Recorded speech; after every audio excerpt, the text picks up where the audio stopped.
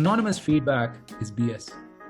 You should be able to share constructive feedback with anyone, including and especially your founders or bosses, directly. But if you don't have that kind of relationship with your colleagues, you should certainly work towards it. Anonymous feedback inhibits all of that. It does the opposite, in fact. You build relationship debt by putting off providing feedback in that instant. Anonymity spins unnecessary rumors and whodunits, which are just a plain distraction, and of course it complicates any resolution by involving more people than necessary. I'm not saying radical candor is the answer. You must still retain your social graces and also be respectful of people's feelings and whatnot. But talking behind someone's back, which is essentially what anonymous feedback is not cool. Now, there are certain exceptions to this, and in the case of abuse or harassment, it's perfectly valid. But I would argue that those are more complaints than feedback. So how do you get around this? Well, if you can't avoid the anonymous feedback route, I'd say do not share what you're not comfortable enough to say to someone directly. And most definitely, practice how to give good feedback properly. It's an art. For instance, do not make it about the person and say something like, "You suck," but make it about their work.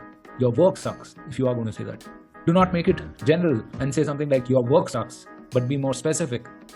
"That thing you did that day resulted in this, and so it sucked." Always be constructive. "That thing you did that day sucked, but if you could do it this other way, it will improve things like this." And for God's sakes, take the edge off. "That thing you did that day wasn't your best work, but if you could do it this other way, it would be awesome." And realize that you could be wrong. So be humble. "I may be wrong, but that thing you did that day wasn't your best work, and if you could do it this other way, it would be awesome. Am I right? I'd love to help."